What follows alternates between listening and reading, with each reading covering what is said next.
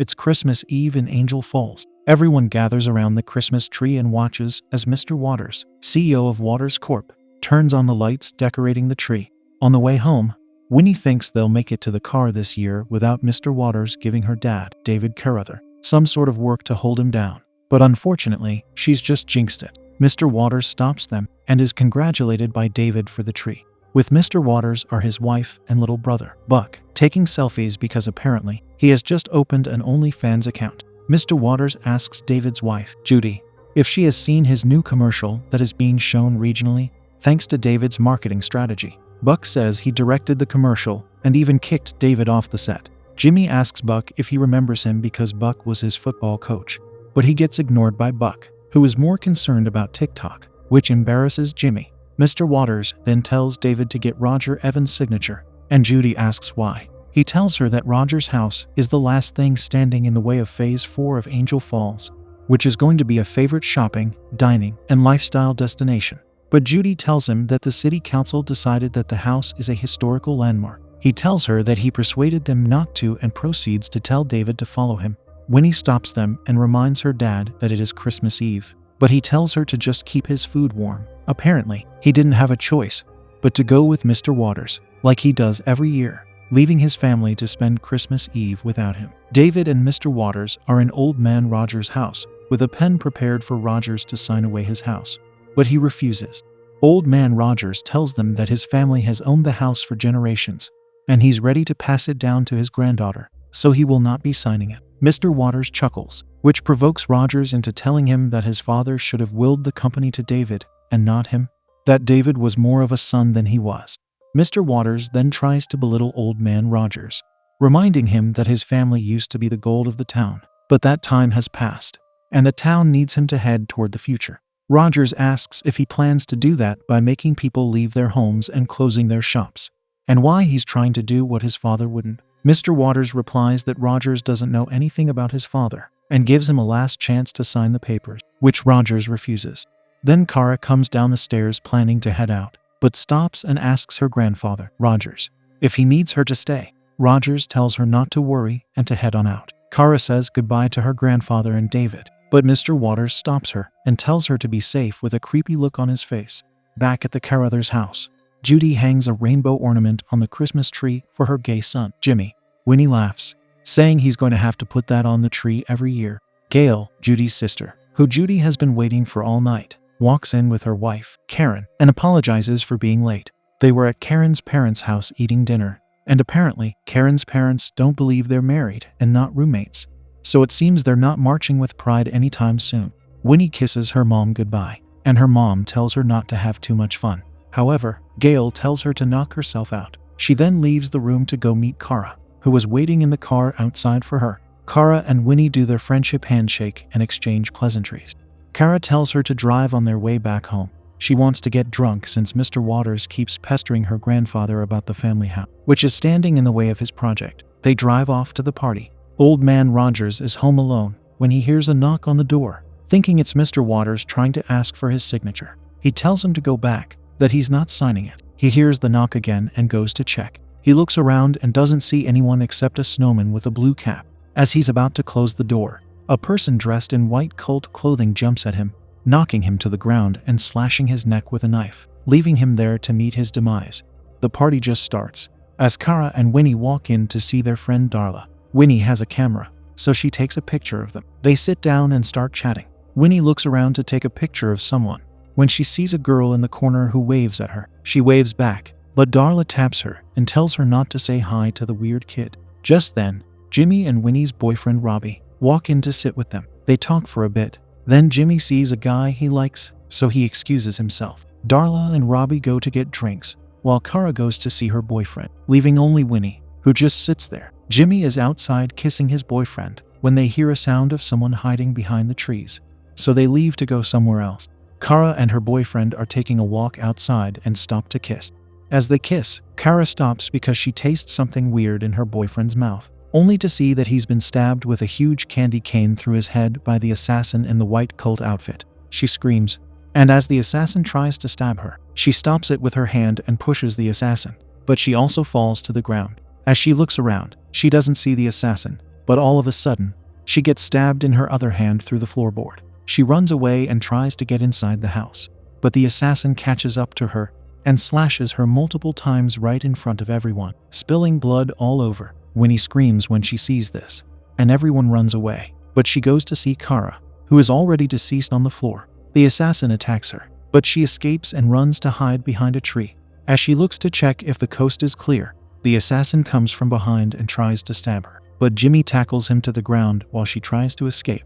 The assassin has Jimmy pinned to the ground, and just as he's about to get stabbed, Winnie takes 2 wires connected to a battery and puts them on the assassin, frying him up. As the assassin lays lifeless on the ground with smoke coming out of his body, Winnie tries to take off his mask, and to her biggest surprise, the assassin is revealed to be Mr. Waters. Fast forward to 1 year later. A commercial of the Carruthers business plays on the TV in Winnie's room. She sits on her chair and sees a picture of herself on her board. An email from the university she applied to pops up on her laptop, and she sees that she wasn't granted admission to the school, which makes her really sad. She goes downstairs to meet her Pop family, who are already prepared to go to the shop. They park down the street, and as they walk up to the shop, Winnie stays behind and looks at Mr. Waters' shop that has already closed down. Just then, she sees Buck, who's extremely mad at her for claiming the life of his brother. She tries to apologize and tells him that she's still haunted by what happened that night, but he angrily walks away.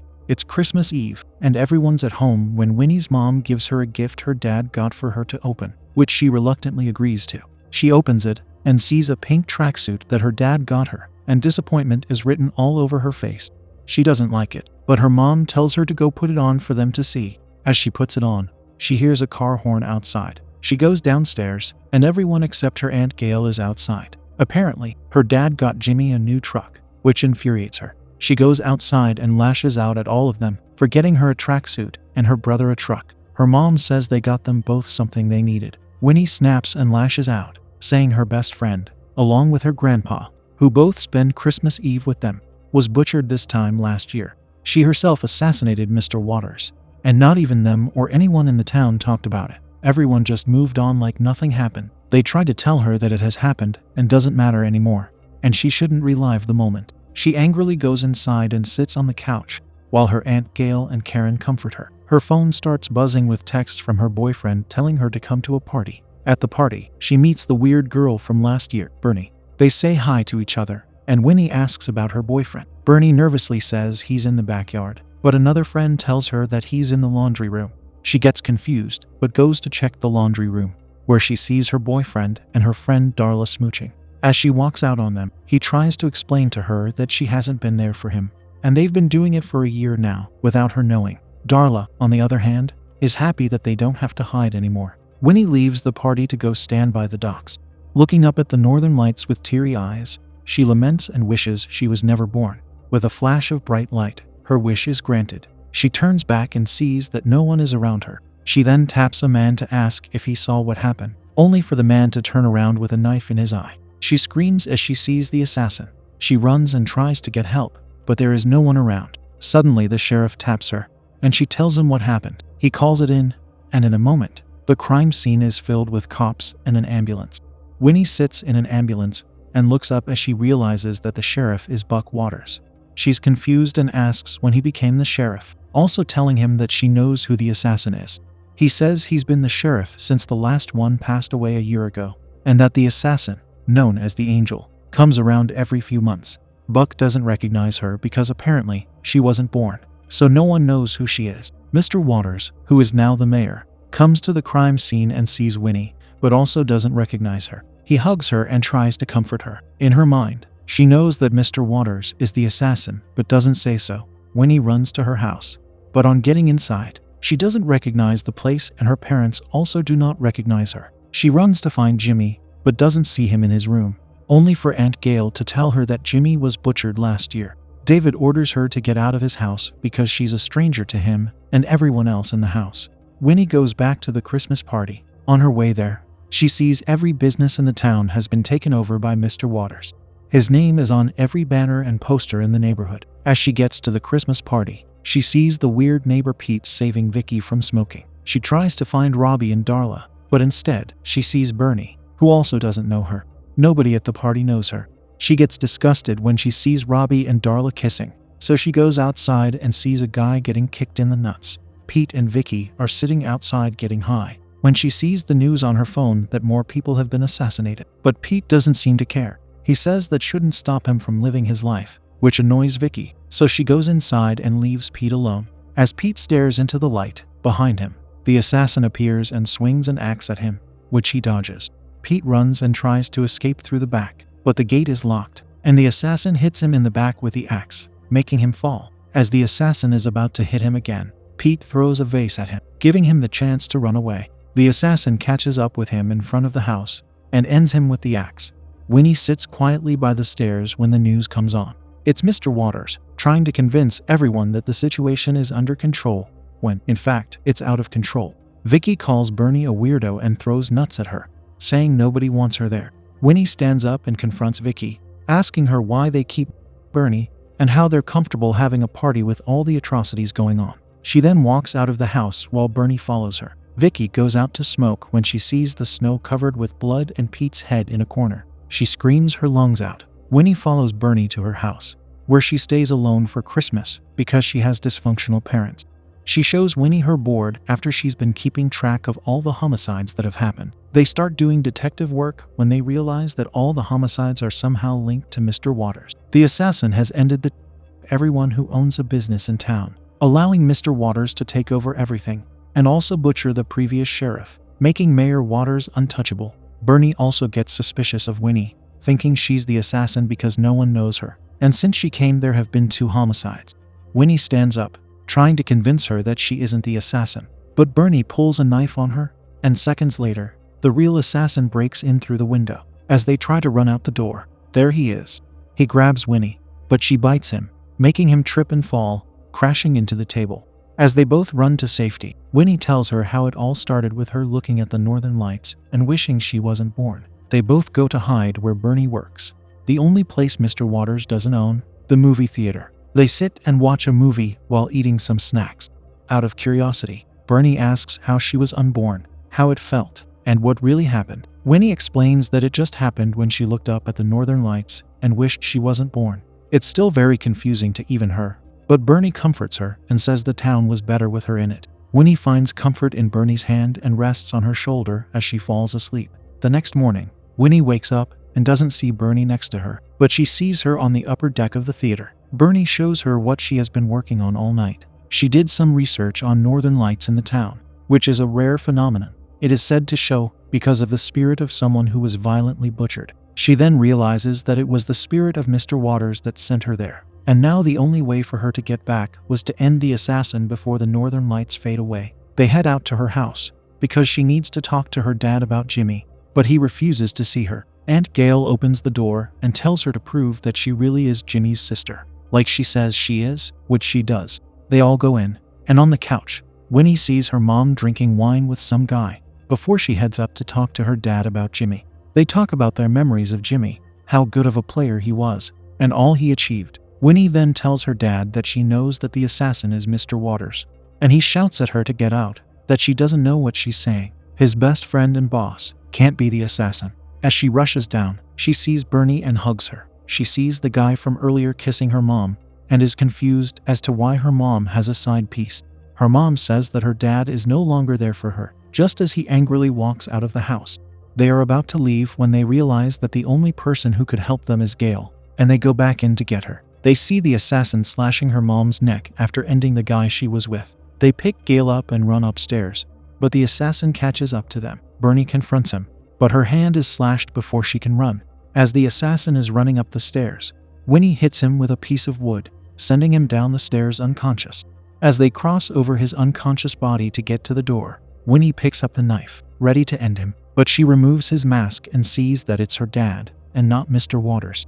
Before he can stand up, they all run away. As they get back to the theater, they treat Bernie's wound and think about what to do because she can't claim the life of her own dad. Bernie tells her that's the only way she gets to go back home, and that once she gets back, it'll all be like a dream. Gail agrees with her to butcher her dad, so the 3 of them plan to lure David to the theater. They set up 3 mannequins in the seats as decoys, and just as they hear someone approach, they spray the person with a fire extinguisher and get ready to attack. But as Bernie turns on the light, they see that it's just Robbie and Darla. They came to the theater to celebrate their 3-year anniversary, just like they do every year. They start showing affection, which disgusts Winnie and Bernie. Gail goes out to lock the door, but then they hear her choking. Once she gets back inside, she has already been stabbed by the assassin and is choking on her blood. As Winnie screams, the lights go out. It's pitch black everywhere. As she tries to find a source of light, she picks up her camera and continuously uses the flash.